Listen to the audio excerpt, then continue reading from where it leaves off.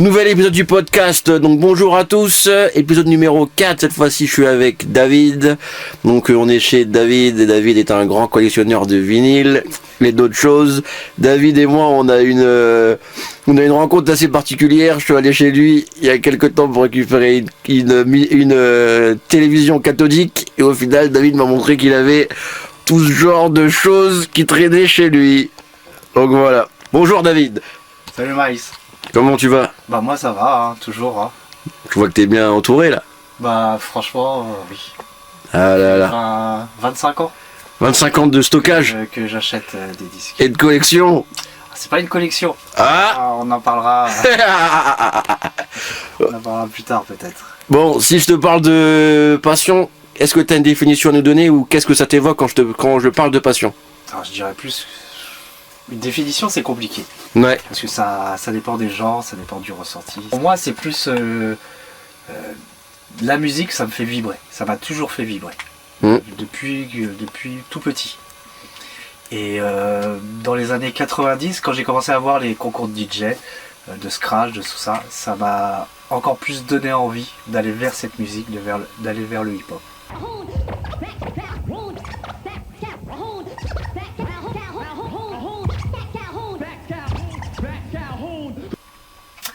Et du hip-hop, je suis passé à la soul, funk, au jazz, à tout ce qui est groove des années 70. Ça peut aller en Afrique, en Europe, au Brésil. Dans les années 70, tous les pays du monde faisaient du groove. Faisaient de la funk, tout ça. J'ai même des disques d'Indonésie. Ça chante en indonésien, mais c'est de la funk derrière. Mais tout ce que tu vois là, pour moi, j'estime pas que ça soit une collection. Je suis mélomane. J'aime la musique. Voilà. J'aime la musique parce que collectionneur, il y a une mauvaise définition du collectionneur. Pour moi, le collectionneur de vinyle, c'est des gens qui n'écoutent pas forcément la musique, qui cherchent des pièces rares, qui cherchent des objets avant tout, et pas du tout un support où il y a de la musique dessus. Et tu parlais de concours de DJing, c'est les concours DMC, tout ça? Les concours d'IMC, oui. Les années 90, tout ça, c'est quand le scratch s'est démocratisé. Parce que le premier concours de DMC, c'était juste du mixage, pas de scratch. C'était enchaîner plusieurs disques, ce genre de choses. Et après, le scratch est arrivé avec des grands DJ, mais qui sont spécialisés dans le scratch. Ouais, moi j'ai connu connaissance de ces compétitions via Dynasty, je crois qu'il en a gagné plusieurs. Oui, Dynasty, il en a gagné une ou deux, mais dans les premiers. Parce que je pense qu'ils font tourner. C'est-à-dire tu le gagnes une ou deux fois, après on te demande de changer. Et tu as les DMC, tu as les sélections françaises, après tu vas dans les sélections internationales. Donc c'est plus par rapport à Donc ton entrée dans l'univers du hip-hop, c'est via ce genre de concours? C'est avec la musique qu'on avait au collège, plus ça qui m'a donné envie d'aller d'acheter des disques, d'acheter des vinyles, de voir qu'est-ce qu'ils ont utilisé pour faire leur set, tout ça. Et après l'amour du hip-hop qui m'a donné envie d'avoir les instrumentaux. Ça je kiffe, d'avoir des maxi où il y a les instrumentaux dessus. Donc il y a une part de curiosité aussi qui t'a poussé à savoir comment ils ont réussi à créer ce que tu as entendu. Ça c'est plus tard. Plus tard. Plus tard, quand j'ai commencé, avant le rap a commencé à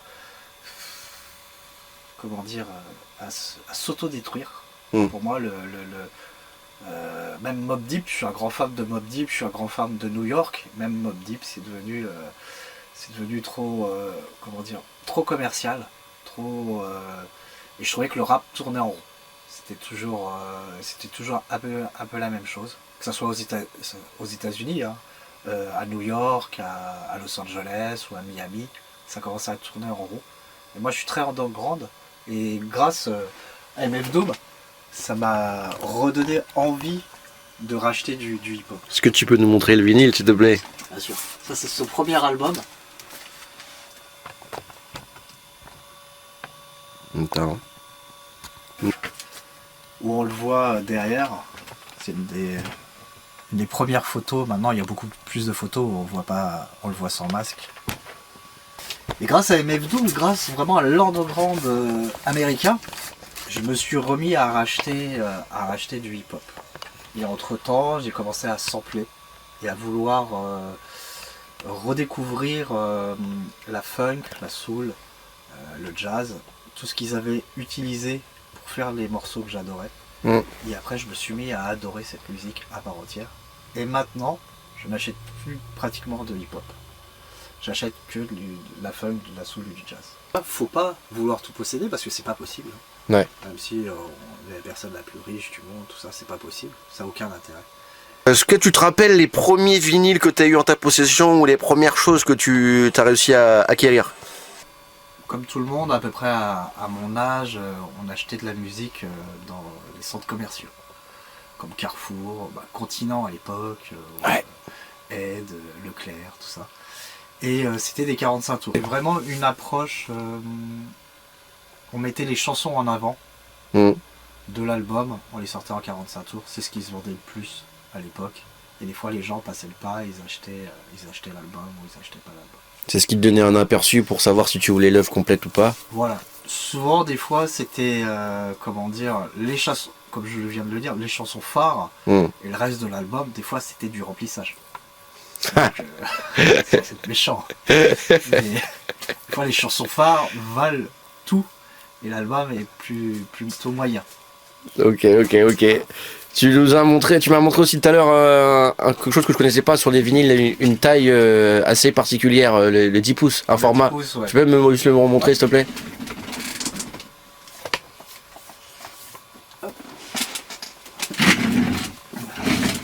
Là, ça se lit en 33 tours, le Ouais. plus souvent, ou en 45 tours, ça dépend vraiment de l'édition. C'est un format un peu plus petit. Alors, c'est très simple.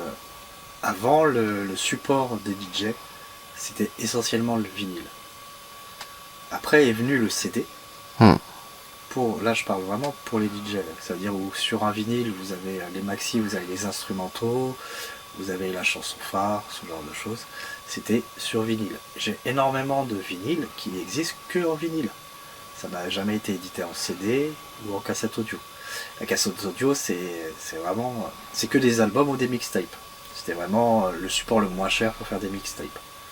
Mais il n'y a pas, on mixe rarement. Bon, je pense que ça doit exister quelque part. Des gens qui mixent avec des cassettes, mais généralement on mixe pas avec des cassettes audio. Tout à l'heure tu me disais que tu n'étais pas un complétiste, c'est ça que tu m'as dit? Comment tu m'as dit? Un complétiste. Ouais. Complétiste, c'est les personnes qui aiment bien collectionner ou acquérir toute la discographie d'un artiste. Ou maintenant, ce que les industriels ont bien compris, c'est qu'ils font plusieurs pochettes ou plusieurs couleurs. Donc les gens qui aiment ça, malheureusement, ils vont,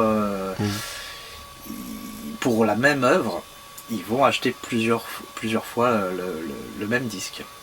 Moi, ce qui m'importe le plus, c'est vraiment la musique qu'il y a sur le vinyle, sur le support. J'ai beaucoup de vinyles où la pochette est abîmée, la pochette est ouverte et rincée, mais le disque est très bien. Donc moi, ça me dérange pas d'avoir ce disque-là, tant que la musique est propre.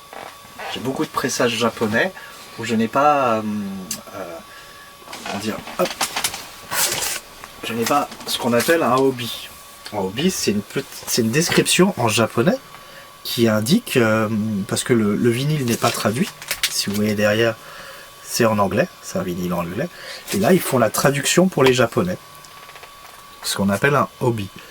On a ça aussi dans le jeu vidéo. Moi j'ai beaucoup de vinyles où je n'ai pas ça, et pour les collectionneurs, le disque a beaucoup moins de valeur, mais la musique est identique. Grave pour les collectionneurs, quand je dis que je suis DJ, c'est-à-dire que je mets ma main sur le disque pour le scratcher. Ouais. Et ça, c'est affreux. C'est une aberration pour ces gens. Voilà. Après, bon, moi, tu vois, je vais parler de mon cas personnel. Moi, je collectionne beaucoup de CD. J'ai des CD que j'ai en double, voire triple. Il y en a que je garde sous le blister, et il y en a d'autres que j'écoute. C'est-à-dire que quand il est trop rayé, après, je retire le blister de l'autre et je l'écoute. Ah mais je suis d'accord avec toi. J'ai des disques en double. Ouais. Parce que à chaque fois que tu lis un vinyle, Tu l'abîmes. le saphir creuse dans le sillon, Ouais. donc l'abîme un petit peu. Ah oui. Tu scratches beaucoup sur le même vinyle, tu l'abîmes encore plus. En parlant de coût d'un vinyle, quand t'as commencé, tu te rappelles à combien ça coûtait en francs? Ouais, bien sûr. Ah, je peux même dire, aux États-Unis, un vinyle c'était 4 à 5 $. Un vinyle? Un album? maxi. Ah, maxi. Ah ouais. Si. Ok. Un album, c'était peut-être entre 12 et 15 dollars. 12-15 $, ça tu parles de quelle année à peu près ça? Dans les années 95, entre 95 et 2000. Et en France, pour faire la comparaison, en France, je vais parler en euros, je vais pas parler en France, c'était 50 francs. Quand c'était 5 dollars aux États-Unis, c'était 50 francs le maxi. Et vers l'euro, c'est arrivé à 8 euros. Et pour augmenter au fur et à mesure. Donc, vous voyez, hein, ça avant c'était beaucoup plus simple. Simple, oui, non. Après bon, il fallait toujours avoir le pouvoir d'achat pour ça, mais bon. Oui, et des fois il y avait des maxi que je ne pouvais pas avoir parce que c'était réservé pour des grands DJ de Paris ou de banlieue et qu'ils avaient pas. Les magasins de disques n'en recevaient pas assez. Ils en recevaient 10 des États-Unis et voilà. Ouais, donc fallait se battre pour avoir. Pas se battre non plus. Mais il y avait des réservations pour Cut Killer, pour Dynasty, ce genre de personnes. Et comment dire, des fois on avait de la chance d'en choper un.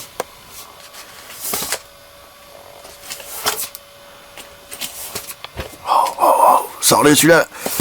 Oh, tout de suite, il y a une fille toute nue. Incroyable.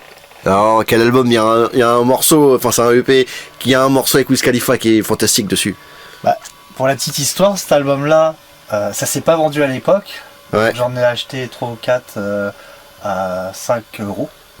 Et maintenant ça se revend. Tu peux répéter à combien? 5 euros. Waouh. Et maintenant ça se revend 50 euros. Waouh. À peu près. Parce qu'il n'y a pas eu beaucoup d'éditions. Ouais. Des fois dans le hip-hop, malheureusement, il y a 500 000 exemplaires. Monde. Ouais. Donc voilà. Attends. Je cherche un truc récent. Sonne. Est-ce que tu sais exactement tout ce que tu possèdes? Par exemple, si tu es dans une boutique, etc., un disquaire, est-ce que ça t'arrive d'avoir un doute sur un album que tu aurais ou tu n'aurais pas? Ça c'est sûr. Parce que en France, on n'aime pas payer les droits d'auteur. Donc des fois, les pochettes de pressage français ont une pochette différente en termes d'image ou de couleur que le pressage américain ou le pressage original. Donc merci Internet, merci Discog. Discog, c'est une plateforme de marché, mais qui sert aussi pour moi de bibliothèque. Et tous mes disques sont référencés dessus. Voilà, merci, parce que c'est un truc qu'il faut que je fasse, parce qu'effectivement, c'est un truc qui m'arrive assez souvent. T'es dans une boutique, t'as un mini doute, et des fois t'achètes un énième doublon, alors que tu l'as déjà. Si t'es inscrit sur Discog et comme t'as dit, tu fais ton référencement, ça te permet de savoir à quel point tu es à jour. Donc toi, c'est un truc que tu fais constamment? Constamment, oui et non, parce que j'ai une mémoire photographique aussi. Donc la pochette, qui est quand même un grand format, ouais. On arrive à se souvenir si on l'a ou si on l'a. Donc si je te parle de Gangstar, tu sais tous les albums de Gangstar que tu as par exemple? C'est plus ceux-là que j'ai pas. Ah! Est-ce que la passion, ça entraîne des conflits de l'ordre de l'économie monétaire? Moi, comme on en a discuté, je me suis toujours mis une barrière, c'est que j'adore la nourriture. Et ma passion ne doit pas aller au-delà de manger, avoir un toit, avoir des vêtements ou quoi que ce soit. Je jette pas la pierre sur les gens qui préfèrent manger des pâtes toute l'année et mettre tout l'argent dans leur passion. C'est ce qu'ils veulent. Moi, c'est pas quelque chose que je veux. Donc je me suis toujours mis une limite. Le maximum que j'achète un vinyle, c'est maximum, ça va être 40-50 euros. Eminem. Alors, tout à l'heure, tu me parlais des albums que tu avais énormément écoutés dans ta vie. Là, tu as 2 exemples. Tu as La haine, bien sûr. La haine, voilà. Musique inspirée du film. Qui est pour moi un monument. Le film est un monument. Je suis très fan de cinéma et ce film-là était vraiment... En plus, ça parlait de nous, qui était un peu, à l'époque, un peu les moutons noirs de l'Île-de-France, qui était la banlieue parisienne, le mouvement hip-hop, tout ça. Je retiens, c'est beaucoup les textes. C'est des textes conscients, des textes qui quand j'étais au collège, me parlaient beaucoup. Je ne comprenais pas pourquoi la police agissait comme ça, pourquoi l'État agissait comme ça. C'est vraiment, ça m'a ouvert un peu... comment dire, une réflexion sur notre vie, sur la politique, sur l'État, sur tout ça. Ok, est-ce que tu as un titre à conseiller aux gens dessus? tout l'album. Ah, très bonne réponse ça là. C'est ce qu'on appelle un no skip. Il n'y a pas beaucoup d'albums qui sont comme ça. Vous avez Paris sous les bombes de NTM. Merci. Qui est pareil. Ou celui-là. Pour moi, celui-là. C'est le seul, un des seuls que j'ai en 4 exemplaires. Mais pourquoi? Parce que j'aime beaucoup ce disque et je l'ai beaucoup rincé. Voilà. En soirée, tout ça. Donc voilà. Monument. Et on est d'accord que ça, là, tu m'as sorti les premiers pressages. Je te sors les premiers pressages. Voilà. Et je conseillerais aux gens les nouvelles rééditions. Pas toutes les rééditions de l'école du micro d'argent, mais les nouvelles rééditions sont très correctes. Question sonore. Et La Haine vient d'être réédité il n'y a pas longtemps. Ouais. Donc achetez-les à moins de 30 €. Ne mettez pas 200 ou 300 €. Comme il y a des gens qui essayent de les vendre sur internet. Ce qui est important, c'est la musique. Comme tu l'as dit tout à l'heure, il faut mettre la musique au centre. Voilà. Mais je peux comprendre qu'il y a des gens qui préfèrent l'objet à la musique. Voilà, l'artwork. Et même celle-là, celle de La Haine, elle est magnifique. Il me semble que c'est l'un des gars du secteur A. Comment il s'appelle? Bouboule, je crois. Eh ben, je pense qu'il est temps que tu me parles d'un registre que j'aime profondément, à savoir les OST, les bandes originales de films, autrement dit les BO. Et je sais que tu en as en vinyle, j'ai vu tout à l'heure qu'il y avait un Akira.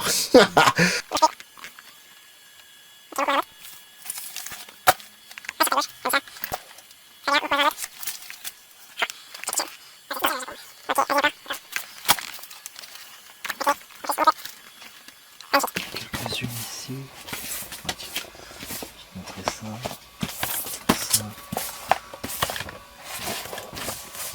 Alors, je voulais qu'on parle de BO et d'OST de films, etc. Et là, tu en as une bonne collection en vinyle. Pour moi, tu vois, c'est quelque chose... Alors, tout à l'heure, on parlait de curiosité. Grâce aux BO de films, j'ai découvert tout un tas d'artistes. Tu vois, parce que c'est souvent des artistes divers qui sont sur les albums en question. Okay. Et ça m'a permis d'aller découvrir la discographie de pas mal de gens, tu vois. Okay. Du coup, je trouve que ça, c'est intéressant, et que la BO, c'est un truc dont on parle pas assez, tu vois. Non, mais ça, c'est sûr. Après, tu parles d'une BO avec plusieurs artistes. Ouais, parce qu'il y a des fois, il y a des trucs avec un seul artiste aussi. Les 3/4 des BO voilà. sont faits qu'un seul artiste. Et souvent, dans le film, on n'utilise que 5 à 10% ouais. de la BO. C'est pour ça qu'il faut l'avoir. On découvre le thème ouais. d'un film un peu plus long. Exactement. Je vois. Donc là, c'est quel film? Ouf. Alors, est-ce que là, on n'est pas sur le... Mobb Deep là. Oh.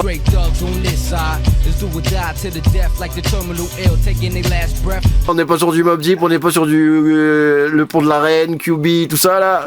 Ah, quel film, quel BO. Putain, je pense que sans ce film là, il y a tellement d'albums qui seraient pas sortis. C'est sûr. Tellement de titres qui n'auraient pas vu le jour. Mais ça reste un film. Ouais. Ça n'existe pas réellement. Exactement. Incroyable, magnifique. Ah, ce que je te parlais tout à l'heure. Exactement. C'était un disque de mon enfance. Un dessin animé de ton enfance aussi. Mais quand j'étais petit, beaucoup de vinyles qui sont qui sont sortis, beaucoup de dessins animés qui sont sortis en vinyle. Donc vous avez des histoires inédites qui n'existent pas réellement en dessin animé, mais ils utilisent des personnages de ça. Et ça a été samplé par Ayam ou par Benebi. Le Belge. Voilà. Mais vous êtes fous? Non, ça c'est Capitaine Flamme, mais vous êtes fous. Ah ouais? Ouais. Oh shit, ok. Ah ouais, ils ont tous fait les dessins animés. Voilà. Parce que dans les dessins animés, vous avez des paroles. Ouais. Et c'est facile à scratcher, les paroles. Et souvent c'est dur à reconnaître, donc on paye pas de droits. Eh ben oui, on revient toujours au même problème. Waouh! Eh putain, vas-y, montre-moi vraiment la pochette là. Magnifique, reste comme ça. Eh, c'est magnifique. Ouais. Voilà, c'est vrai que... Les tombes de Karnak, c'est l'histoire des pharaons en vinyle. C'est qu'avant, les vinyles, c'était le support pour apprendre tout et n'importe quoi. Là, c'est l'histoire de l'Égypte. Ayam l'a samplé pour Ombre et Lumière. Mais si vous voulez, en vinyle, vous avez des méthodes d'anglais, des méthodes de golf, des méthodes de n'importe quoi. Et est-ce que tu sais à peu près combien de vinyles tu possèdes? Oh! Un de mes films préférés. Alors sur Discog, merci Discog encore, j'arrive aux 7000 vinyles. 7000 vinyles. Avec les doubles, bien sûr. Waouh. Ça fait beaucoup. Et du coup, là, t'as dit que t'en achetais plus, là, c'est ça, hein? Non, j'achète plus de hip-hop. Je vais recevoir des colis. Oh là là. Mais j'en achète beaucoup moins. Ok, du coup, on va parler de quelque chose qui est... Chez lui, ça, enfin, la cave, on dirait vraiment Skyby OSS à l'époque. Pour ceux qui suivaient Joe Star, DJ James, DJ No DJ, on dirait vraiment ça. 7000 vinyles, comment t'arrives à les stocker? Ici, on en a à peu près 4000. Entre 3,5 et 4000. Et à l'étage, dans mon salon, parce que j'ai une platine d'écoute dans mon salon, on a le reste. C'est vraiment dissocié. Hein. Ici, c'est vraiment tout ce qui est hip-hop, années 90, années 2000. Ouais. J'ai pas grand-chose au-dessus de 2005, plus la funk années 80. Ouais. Et à l'étage, vous avez tout ce qui est jazz, soul et funk années 70. Est-ce que le fait d'être un collectionneur comme tu es là, ça t'a causé des problèmes dans ton mariage? Non, dans mes ex, oui. Ah, ok. Mais je me suis marié avec celle qui adorait ça. Celle qui supporte ça. Elle supporte pas parce qu'elle adore la musique aussi, dans Ok. un registre différent, mais elle est mélomane aussi, comme moi. Ok. Parce que ouais, c'est pas que tout le monde qui peut supporter. Non. Mais on se marie pas avec ces personnes-là, Ouais. tout simplement. Est-ce que il y a des gens qui te voient comme un extraterrestre quand tu leur dis que t'as autant de vinyles? Oui, bien sûr. Et Ouais. C'est souvent, on me dit, tu peux pas tout écouter. Et non, c'est vrai, je peux pas tout écouter en une journée, mais je les connais tous. Le hip-hop, je les ai écoutés 200 fois peut-être. c'est quoi l'album que tu connais le plus? Ou que tu connais par cœur? Par Un des cœur, albums, ouais. L'école du maître d'argent. Ok, c'est toujours celui-là. Voilà. Et après, ça va être plus de la funk, des James Brown, des Kool and the Gang, à la première période, The Metal. Tu viens de me sortir un album de Body Count, du coup, le groupe de rock de Ice-T. T'es mal pris. Le prix Fnac, vert, 15 francs. 15 francs, ma gueule. 15 francs, ça fait... 4 euros, même pas. 3,50 €. Alors, là, je pouvais pas partir de chez David sans vous parler un peu de mon poteau, là, mon poteau Miles Davis. Donc là, je viens de voir qu'il a ce vinyle-là. Je l'avais jamais vu, alors que je porte le même nom du gars que le mec. Alors, est-ce que tu peux nous parler de cet album, s'il te plaît? L'artiste Miles Davis a vraiment été un précurseur dans la modernisation du rap. Du jazz, pardon. Vraiment, il a modernisé cette musique qui tournait un peu en rond. Parce que le jazz, c'est beaucoup des classiques qui sont rejoués et rejoués d'une certaine façon. Et Miles Davis a apporté la fusion dedans, c'est-à-dire l'électrification de toute cette musique. Wow. Je vous en parle comme ça, c'est le cœur qui en parle. Essayez d'écouter. Ça peut être dur à première écoute, mais essayez. De toute façon, c'est comme tout. Hein. Faut savoir digérer. Les albums des années 80 sont plus simples à écouter Mm. que les premiers albums de fusion ou de jazz rock. Essayez, ça coûte rien. Souvent, c'est des chansons, il y a 2 ou 3 chansons qui durent 20 minutes par chanson. Ça met beaucoup de temps à venir, mais c'est très sympa. Ouais, il y a la même chose un peu avec Isaac Hayes. Il y a des albums Ouais. avec pas beaucoup de titres, mais au final, les titres ils durent entre 12 et 15 minutes, donc ça suffit largement. Et c'est pas des. Ces albums-là, c'est pas des. Il n'y a pas un ténor, on va dire, qu'il n'y a pas un artiste qui est mis en avant. Là, tous les artistes, c'est-à-dire tous les musiciens sont mis en avant. La batterie est mise en avant, la basse, tout ça. C'est un travail d'équipe. Ouais. Beaucoup Marcus Miller avec Miles Davis. Ouais, C'était c'est son protégé. Voilà. C'est lui qui a écrit beaucoup de chansons aussi. Ah Et donc son protégé qui a aidé son Jedi finalement. Voilà. C'est un partenariat lucratif. Ok, on est bon. Ah. Parce que 13,70 € une nouveauté, il n'y a pas grand chose à 13,70 € en 2026. Non, c'est un CD. Ça, C'est je le l'ai prix. acheté en France, chez Gilbert Joseph. Bah Gilbert Joseph, c'est un de C'est un mes... bon plan. Je vais beaucoup à Gilbert Joseph, j'achète énormément de CD et des fois j'achète des vinyles aussi là-bas, mais énormément de CD et tu peux même réserver, faire des commandes spéciales. Et en CD, beaucoup d'occasions. Ouais, Donc, beaucoup d'occasions, mais même les neufs aussi sont des fois à des prix abordables. Ouais. Il y a souvent des offres à des albums classiques à 7 €, tu vois. Les deux personnes qui tiennent soit le jazz, la funk ou le hip-hop, c'est des gens que je connais depuis très longtemps, c'est des gens passionnés et qui savent ce qu'ils achètent. Voilà, mais ça fait une sacrée différence. Voilà. Donc la culture, la passion, c'est le maître mot. Soyez passionnés, soyez cultivés, soyez curieux. Et essayez d'acheter des maisons comme David pour stocker 7000 disques.